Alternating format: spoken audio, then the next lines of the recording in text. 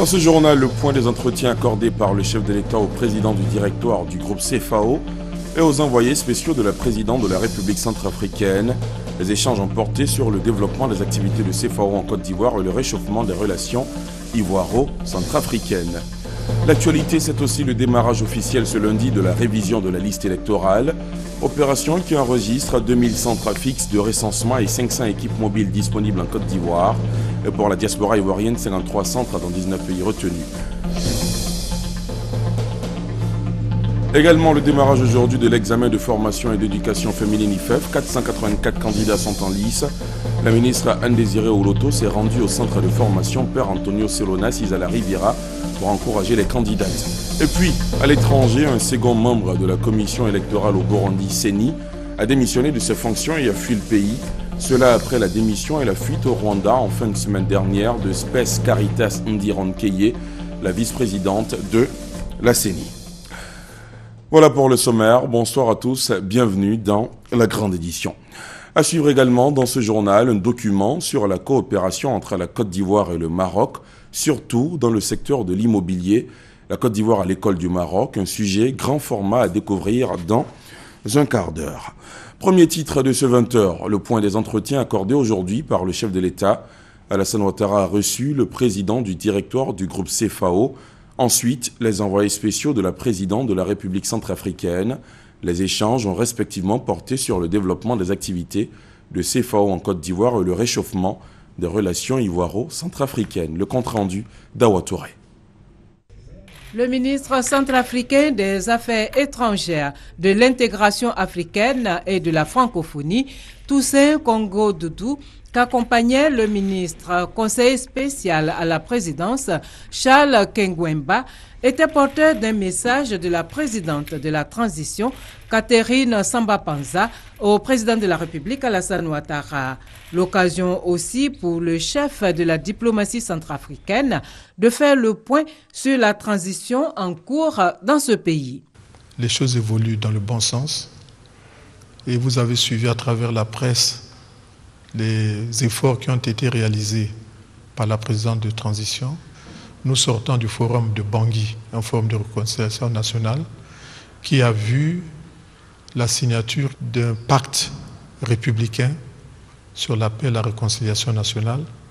Il y a eu un accord de désarmement entre les différents groupes armés et il y a eu un accord, grâce à l'appui de l'UNICEF et d'autres partenaires, de démobilisation des enfants soldats.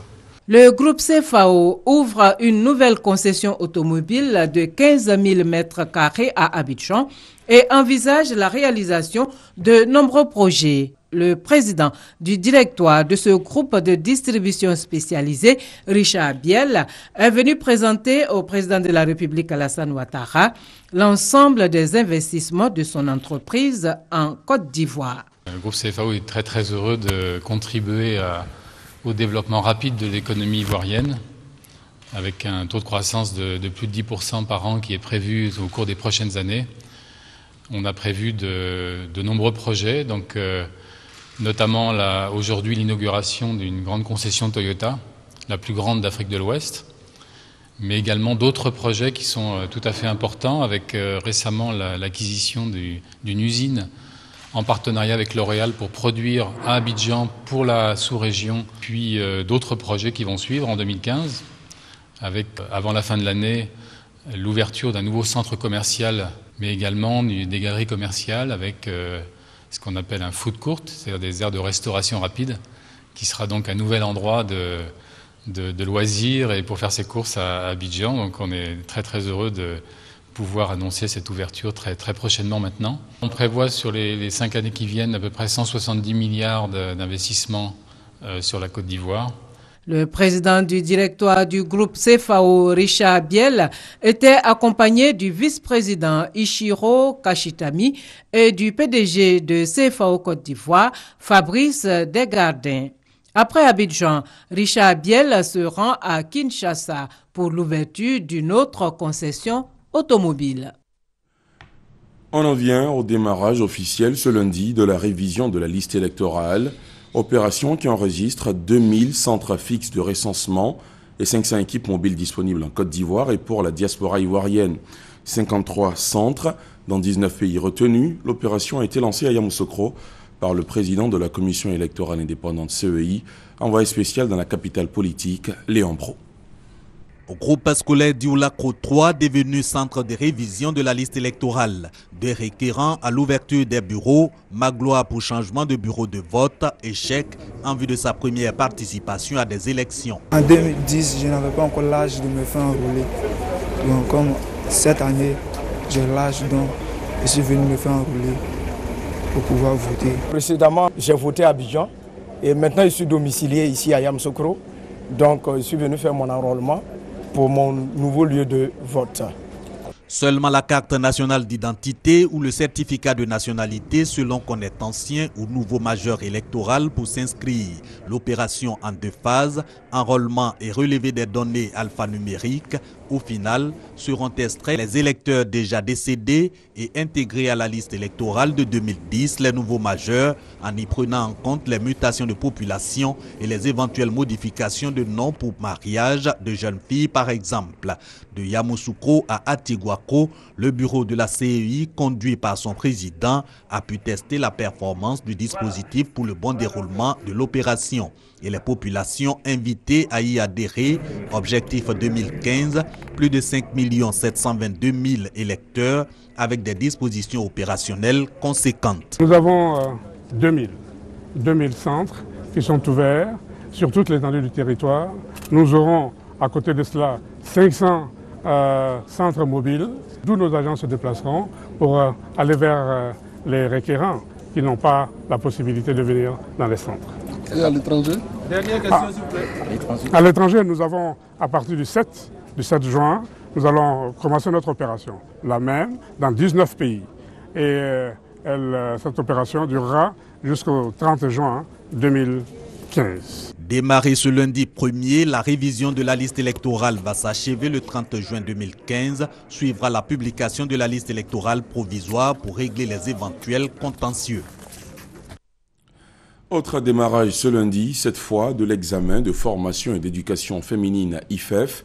484 candidates sont en lice. La ministre Anne-Désirée Oloto s'est rendue au centre de formation Père Antonio Selona, Cisala Riviera, pour encourager les candidates. Les épreuves reprendront fin le 6 juillet prochain. Isaïo Aboussanogo. Démarrage des épreuves de fin de formation de l'Institut de formation et d'éducation féminine IFEF. Des candidates concentrées soumises à l'esprit de créativité. Au total, 484 jeunes filles réparties sur toute l'étendue du territoire national dans 6 centres d'examen, 4 à Abidjan et 2 à l'intérieur. Pour ce premier jour, tout se déroule bien à l'exemple du centre de formation Père Antonio Selona. J'ai confiance en moi par la grâce de Dieu et de cette année, ça va aller. Après cet examen, cap sur l'autonomisation financière de ces jeunes filles, d'où l'intérêt de bien réussir en art floral, broderie et crochet. L'expérience nous a montré que de nombreuses dames, n'est-ce pas, ont bâti leur vie, ont fait des projets de vie à partir de la formation qu'elles ont apprise dans nos institutions de formation et d'éducation féminine. Ce sont des formations qualifiantes qui leur permettent donc d'avoir tout de suite un savoir-faire et d'en profiter. Le ministre Anne-Désirée Oloto était sur le terrain pour constater le bon déroulement des épreuves. Elle a exhorté toutes ses candidates à passer ce cap avec succès. Après le navire Émergence en 2014, la Côte d'Ivoire se dote d'un second navire de guerre. Le patrouilleur baptisé Le Bouclier a été présenté à la base annexe de la Marine nationale au Plateau. L'engin a été réceptionné par la hiérarchie militaire et les représentants du Premier ministre et du ministre chargé de la Défense. Il est doté d'équipements de dernière génération, nous dit Abou Sanogo. Il s'agit du patrouilleur Le Bouclier. Il est le deuxième d'une série de 3, commandé par l'État de Côte d'Ivoire. Il vient renforcer les capacités de réaction de la Marine nationale. Le patrouilleur Le Bouclier est construit en matériaux composites verre résine renforcés, gage de solidité et de confort. Avec ses 2 moteurs de plus de 1100 chevaux et ses 2 générateurs qui produisent 40 kVA, il a un coût d'exploitation et un entretien réduit avec une disponibilité technique de 350 jours par an pour un taux d'activité annuel de 1800 heures. Pour le compte amiral Diakari Diakonate, commandant la Marine nationale, le patrouilleur Le Bouclier permettra de réaliser l'action de l'État en mer. L'entrée en service des patrouilleurs, l'émergence et le bouclier, qui ont une autonomie de 6 jours, a changé le quotidien des marins ivoiriens. Leur mise en service va permettre d'assurer la sécurité transfrontalière en liaison avec les marines sœurs des autres pays bordant le golfe de Guinée.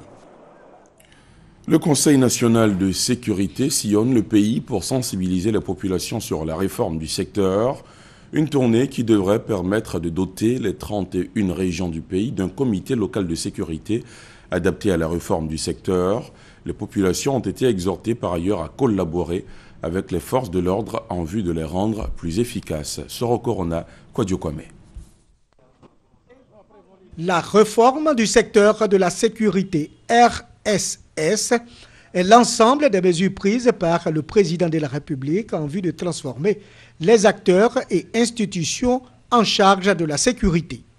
Cette réforme est basée sur 108 dispositions à conduire réparties en 8 piliers.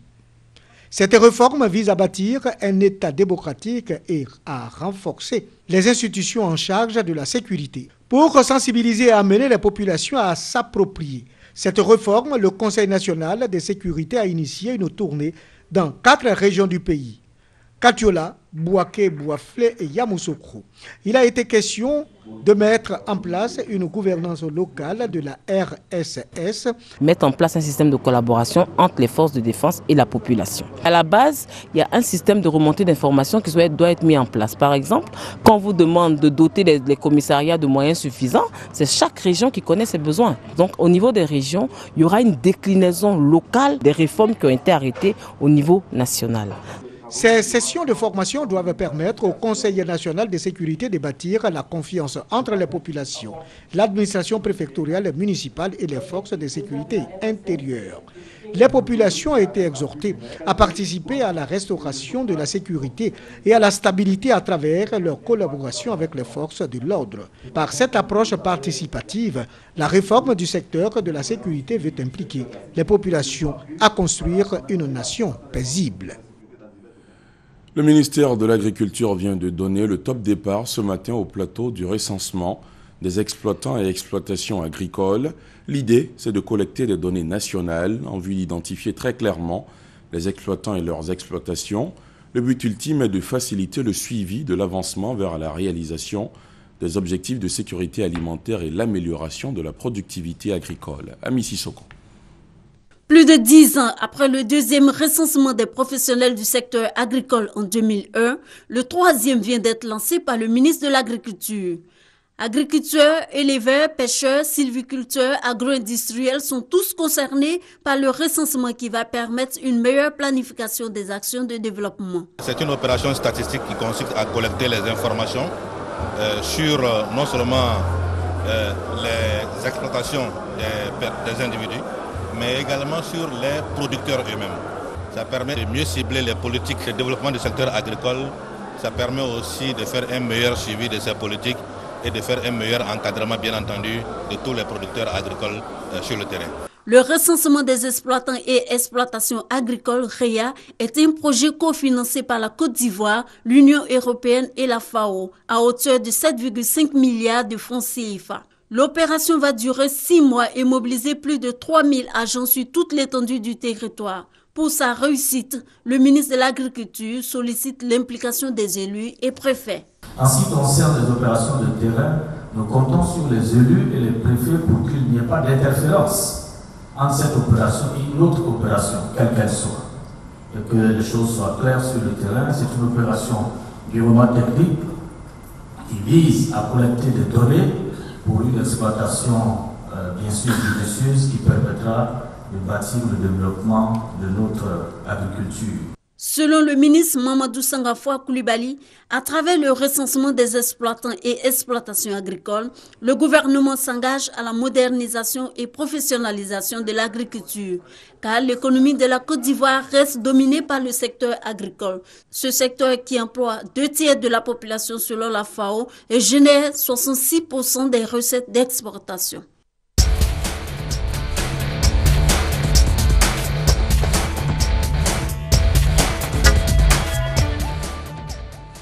La proximité avec le Maroc, un avantage pour la Côte d'Ivoire. Le royaume chérifien, réputé pour son expertise en matière de promotion et de construction immobilière, inspire la Côte d'Ivoire qui veut s'appuyer sur cette expérience pour améliorer le cadre de vie de sa population en matière de logement. Cette volonté a été exprimée lors d'une mission de prospection initiée conjointement par Maroc Export, la Fédération des industriels des matériaux de construction FMC et le président de la commission PME-PMI à la Chambre d'industrie et de commerce du Maroc. Le grand format ce soir présente les atouts du Maroc en matière de fabrication de matériaux et montre également comment la Côte d'Ivoire pourrait mettre en place une véritable politique favorisant l'intégration de ces matériaux. Un sujet de Sidonie Davila. Le traditionnel déficit de logements sociaux ajouté au récent drame causé par les éboulements de terrain et plus récemment encore par les effondrements d'immeubles à Abidjan ont fini par convaincre le gouvernement ivoirien de mettre en place une politique nationale de logements sociaux et de veiller à la bonne construction de ceux-ci. Le Maroc connaissant beaucoup d'avancées dans ce domaine, le gouvernement ivoirien a choisi de se tourner vers ce partenaire disposant d'une expertise avérée en matière de fabrication de matériaux et de construction de logements. C'est ce qui explique la nouvelle dynamique impulsée à la coopération avec le Maroc. En témoigne la récente mission organisée au Maroc par la Chambre d'industrie et de commerce de Côte d'Ivoire en collaboration avec Maroc Export, structure en charge de la promotion des exportations marocaines vers l'Afrique, et la Fédération des industriels des matériaux de construction, FMC. Les sociétés marocaines n'ont jamais manqué de leur part également de faire preuve d'engagement envers leurs homologues ivoiriens. Au fait, la Côte d'Ivoire leur a toujours présenté tous les atouts dont ils auront besoin. La Côte d'Ivoire et le Maroc veulent travailler ensemble pour créer et développer le Made in Africa. Nous avons été invités au Maroc, nous avons visité les entreprises, nous avons eu des séries de travail, et cela a donné naissance à la toute première journée marocaine-ivoirienne à Abidjan en 2012. Et lorsque nous le faisions, nous pensions à une chose, établir des relations entre entreprises ivoiriennes et marocaines pour arriver à construire des usines en Côte d'Ivoire, lorsque nous avons vu que les entreprises marocaines étaient beaucoup en avance sur celles de Côte d'Ivoire. Hormis les logements sociaux dont les besoins s'élèvent à quelques 60 000 logements sur 3 ans, des besoins en matière de centres de santé, de salles de classe et autres ont été présentés par les experts ivoiriens. Le rêve caressé par les Ivoiriens de concrétiser un partenariat gagnant-gagnant avec le Maroc est en passe de devenir réalité. Les industriels marocains ont en effet manifesté le désir ardent de matérialiser leur partenariat avec la partie ivoirienne. Oui, actuellement, nous sommes en train de réfléchir d'abord d'ouvrir une antenne à Abidjan et par la suite, pourquoi pas s'implanter en Côte d'Ivoire, surtout que vous avez l'énergie, le gaz naturel. Un autre atout dont pourrait bénéficier la Côte d'Ivoire dans ce partenariat avec le Maroc, c'est la qualité des outils de contrôle des matériaux de construction. Notre rôle, c'est de nous assurer, avant d'abord la mise en œuvre de ces matériaux, de ces produits, de s'assurer qu'ils sont résistants, qu'ils permettent de donner lieu à un bâtiment stable. Donc une exploitation optimale. Les garanties présentées par le Maroc en matière de construction n'ont pas laissé indifférente la partie ivoirienne. Il faut que la Côte d'Ivoire ait quelque chose à proposer dans cette coopération. C'est là que, étant arrivé sur le terrain du Maroc, le BNEP souhaite proposer l'expertise de telle sorte que le BNEP puisse apporter quelque chose au Maroc. Les entreprises de matériaux que nous avons eu à visiter nous montrent effectivement que ce pays regorge de beaucoup de choses, de beaucoup d'expériences sur lesquelles nous pouvons nous appuyer. Une autre source de satisfaction, ce sont les emplois que pourraient générer les différents projets de construction évoqués par les parties marocaines et ivoiriennes. Pour intéresser un plus grand nombre d'opérateurs impliqués dans l'immobilier et la fabrication de matériaux de construction, une autre mission dans le royaume chérifien est prévue dans la première quinzaine de juin. Il est question que nous, le parti économique, nous nous saisissions de cette vision de la République pour contribuer à l'émergence de notre pays. Nous commençons un processus et nous avons un objectif. Et il y a la deuxième étape, il y a la troisième, il y a la quatrième. C'est à partir de ça que nous pourrons dire que nous sommes satisfaits. Nous faisons pour commencer. La mission de prospection dans le royaume chérifien, qui s'est tenue du 3 au 7 mai 2015, a vu la participation des experts des ministères de l'Éducation, de la Construction, du Bureau national d'études techniques et de développement, BNET, toujours fidèles aux principes de solidarité et de partenariat qui animent leur coopération. La Côte d'Ivoire et le Maroc veulent une fois de plus booster leurs relations à travers les projets immobiliers qu'ils comptent d'ailleurs mener dans un partenariat gagnant-gagnant. Un partenariat gagnant-gagnant qui se renforce davantage avec la présence à Abidjan du roi du Maroc, Mohamed VI. Le roi du Maroc aura un entretien avec le président Alassane Ouattara demain en début d'après-midi à 13h exactement au palais présidentiel. Merci aux services politiques et actualités internationales pour ce grand format. À tous ceux qui s'intéressent à la langue chinoise, vous disposez désormais d'une structure pour l'apprentissage de la langue et la culture chinoise à travers l'Institut Confucius, institut établi à l'université Félix Houphouët-Boigny de Cocody. Les parties ivoiriennes et chinoises ont procédé au dévoilement de la plaque de l'Institut au cours d'une cérémonie solennelle jeudi. Armo Boyi, Abou Sanogo. Même la distance entre les montagnes et les mers ne peut séparer ceux qui ont les aspirations communes. L'Institut Confucius, appréhendé comme une stratégie de coopération entre l'Université de technologie de Tianjin et l'Université Félix Houphouët-Boigny, s'inspire de cette philosophie chinoise.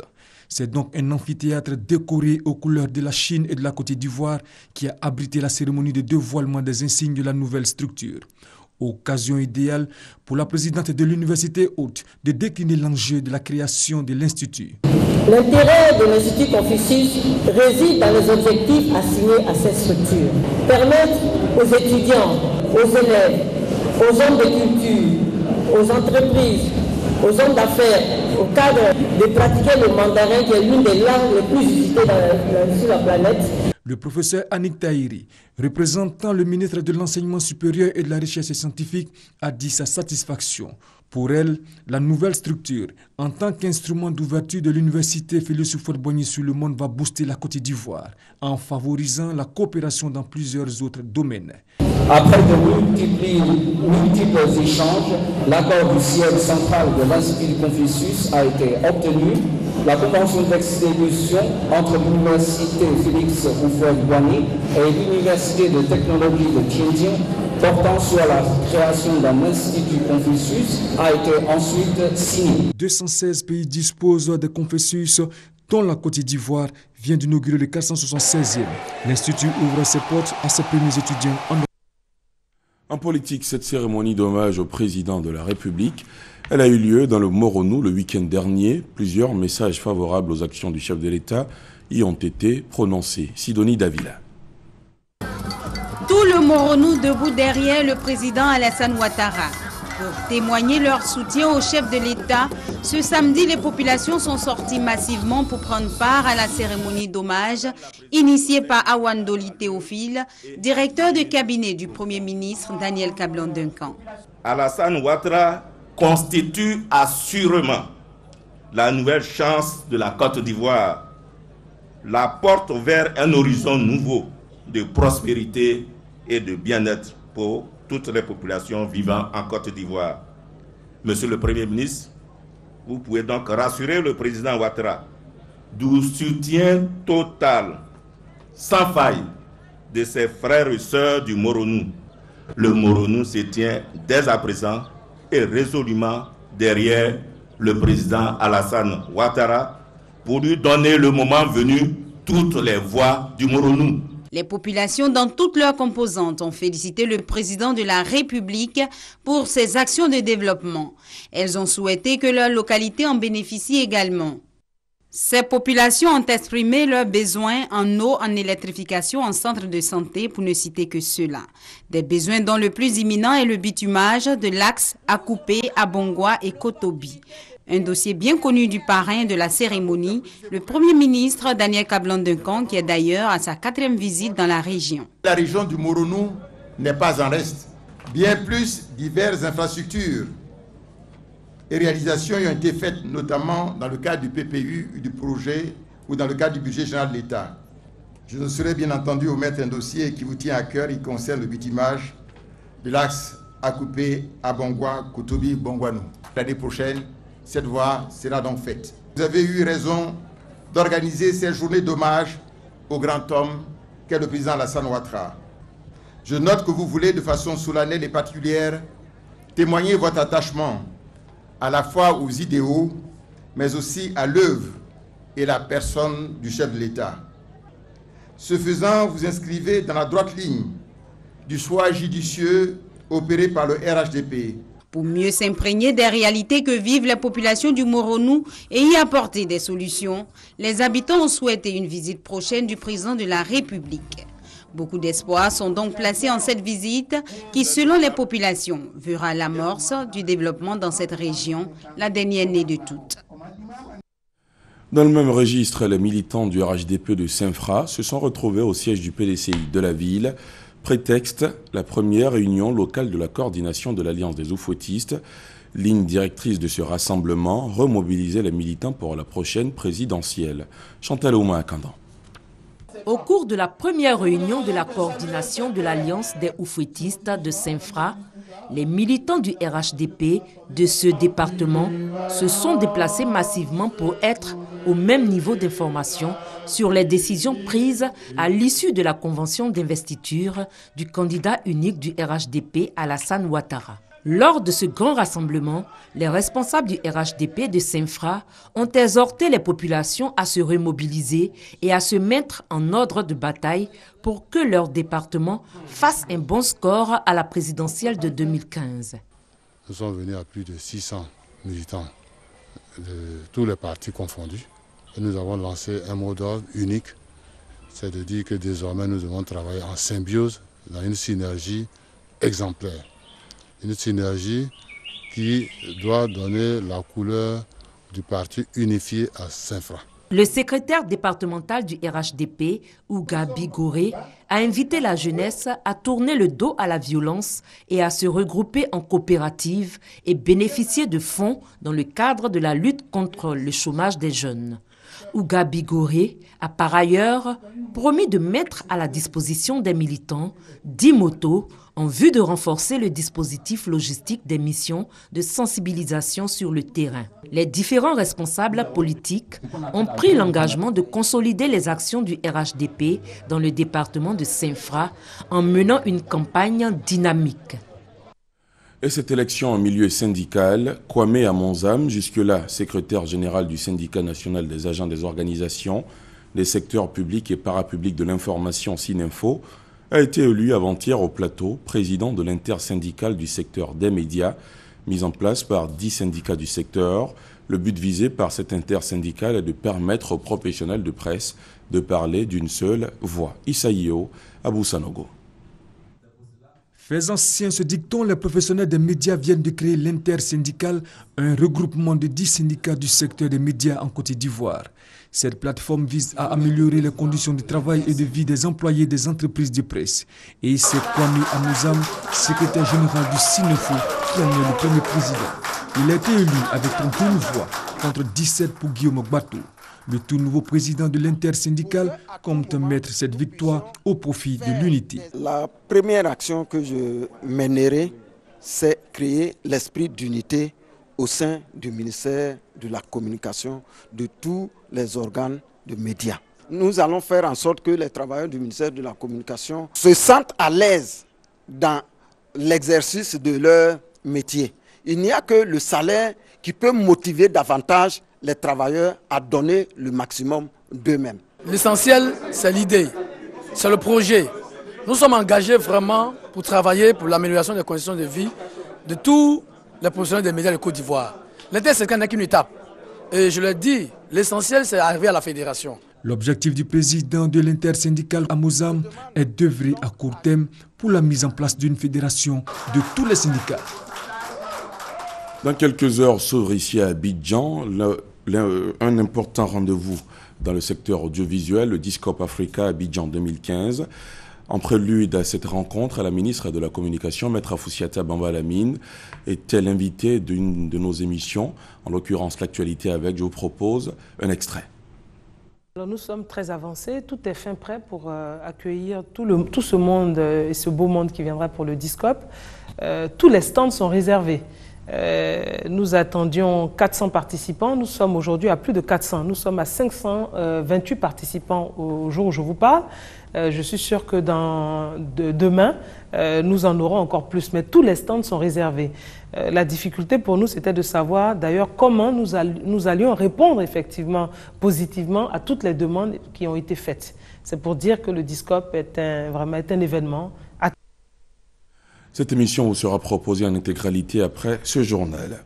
À l'étranger, le bilan monte à 69 morts dans l'incendie d'un camion-citerne aux abords d'une gare routière très fréquentée à Onitsha, dans le sud du Nigeria. Le chauffeur du camion avait perdu le contrôle du véhicule.